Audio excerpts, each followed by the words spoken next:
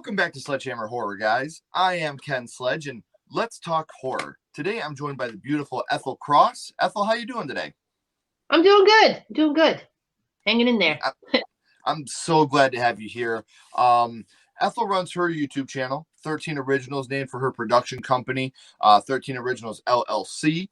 She also hosts movies on Watch Along, a bi-weekly show with a variety of different content creators as co-hosts, as well as a weekly show every month called Sci-Fi Sunday, where they cover all things sci-fi and horror in a frank, informal, and often humorous manner.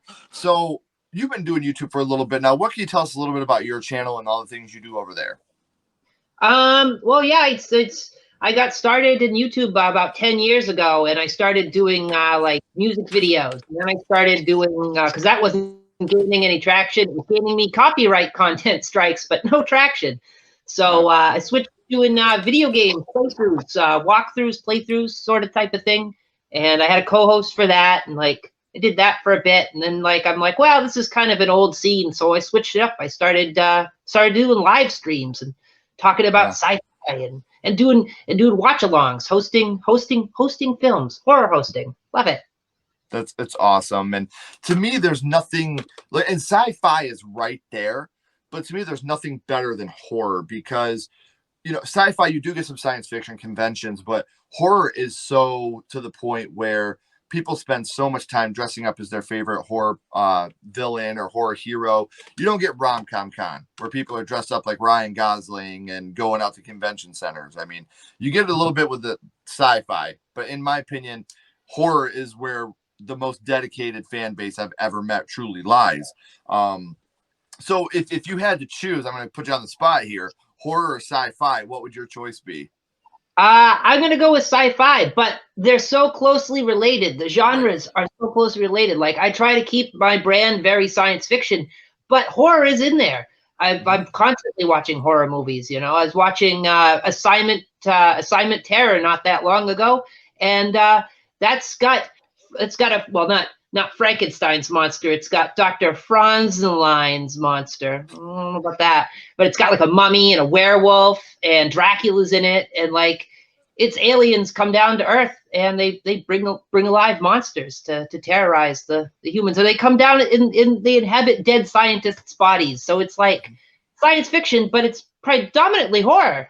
Right. Well, and there's a lot of sci-fi that could absolutely be you got the argument of Alien. I've always said that Alien is a sci-fi horror. The Terminator. I think the Terminator is a sci-fi horror film. The first one. I think that's totally horror. And they do go hand in hand, and they can work really well when you put those two together. Yeah, it's great melding of genres when you get them because they're so closely related that you get something like Event Horizon, where it's basically a gothic dark house movie in space. Right. Love it. And what's scarier than that? Yeah, I mean, because it's danger outside every airlock, because you're not even just, you can't get out of the house because the door's locked. You can't get out of the house because there's no outside out there. It's a vacuum. Right.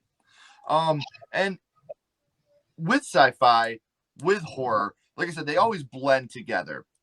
And with this, I want to go back to the past here for a little bit, Ethel, because horror is kind of my bread and butter, but I kind of, like you said, I feel like they play off each other.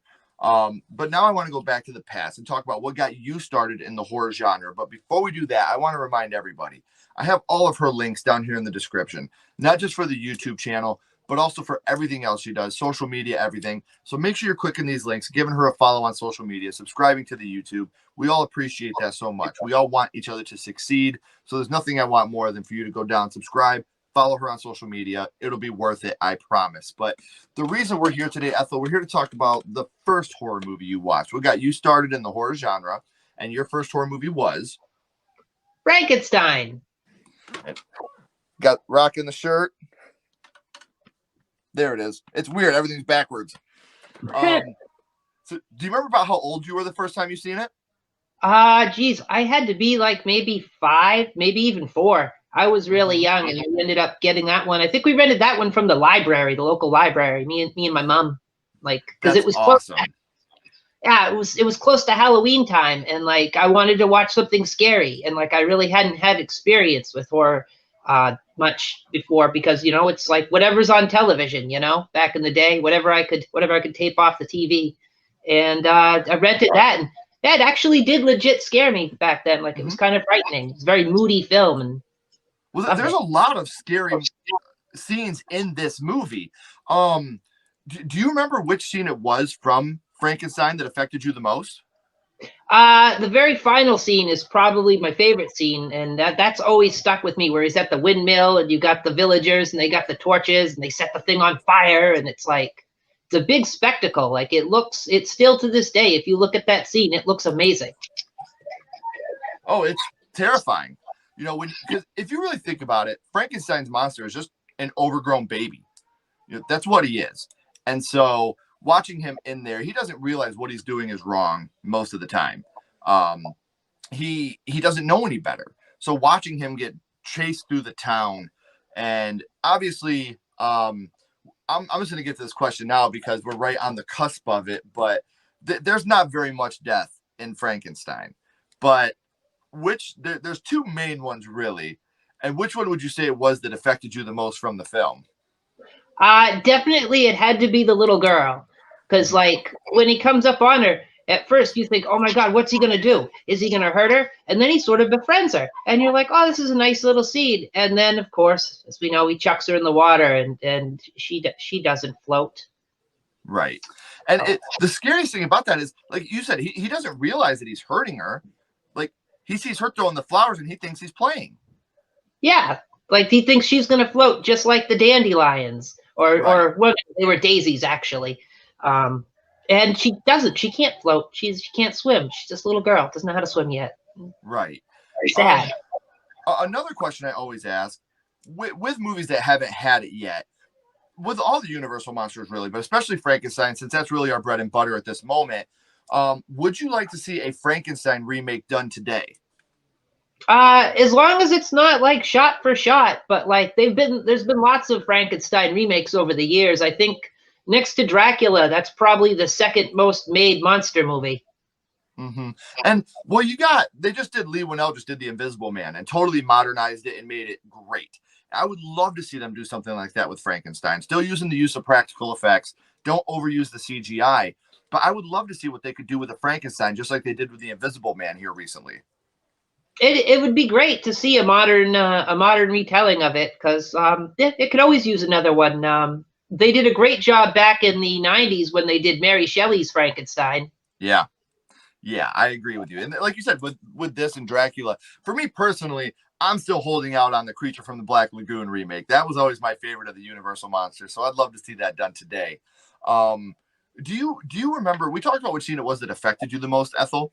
Do you remember what your favorite scene from Frankenstein is?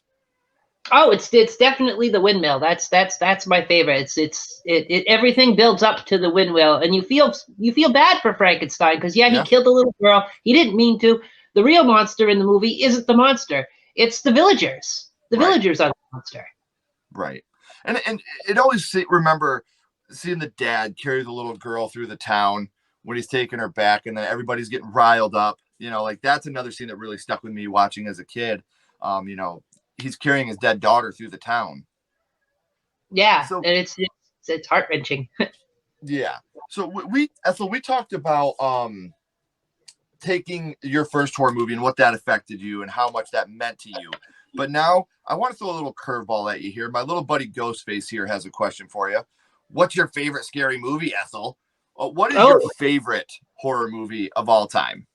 Of all time? It's I'm very split on this. I usually always tend to go with John Carpenter's Halloween because it's one of my favorites, and I'm a big fan of John Carpenter. The movie that gets me split about it though is sometimes I gotta weigh in one hand and the other. Do I go with Halloween? Do I go with Jaws? Both very important films to me, both legitimately scary. And the thing that makes them legitimately scary, I think, is that they could actually happen. You could have an escaped mental patient knifing babysitters in your small neighborhood, or you could have a giant shark friggin' eating you. Right. And these are two movies that have withstood the test of time. Even to this day, people that have never seen Halloween, people that have never seen Jaws, they even know the score. I mean, when we go swimming, we all do the da-dun, da-da, or every Halloween party we've ever been to plays the Halloween score. And that's how impactful and powerful these movies truly are, and how much they really do stick with us now to this day still. Yeah, and the funny tidbit about that score, John Carpenter made that iconic out of desperation, because like he was watching the dailies from where he'd record or would be filming the movie, and he's like, Jesus, this isn't scary at all. So he's like, I've got to save the film with the music. And there's this great write-up if you ever buy the soundtrack on CD. I know that makes me sound like an old head. Who buys CDs anymore? I don't know, but there's a great write-up by John Carpenter in the booklet of the CD, and it talks all about how he was very desperate to save this low-budget film with the music. Right. And I still have the cassette tape of the score of Halloween still to this day. Awesome. Like, that's one that means so much to me still to this day. Well, it's a great score. It really is. And like I've sat there and just listened to the soundtrack before, and it is legitimately scary even without the movie. Right. Oh, absolutely. And that's one thing about all John Carpenter films that I think gets overlooked, is how great all the scores are. Even The Thing. I love the score from The Thing. And more people talk about the practical effects, which is deserved. That's the greatest practical effect movie ever made, probably. But the score is so unsettling throughout that whole movie. It's amazing. So, Ethel, the last question I have for you, and this is a little bit different. We're going to go back to Frankenstein, and we're going to rank this on a skull count. Now, what we're doing here, we're not ranking this on, we're not being critics. We're not judging it on acting, production, score, anything like that. What we're doing now is judging this movie strictly on what it means to you and how much it affected you the first time you watched it. So like I said, 0 skulls being the worst and 5 being the best. You can use half and quarter skulls. What would your ranking of Frankenstein be? I'd give it 4. I'd give it 4 skulls. Mm-hmm.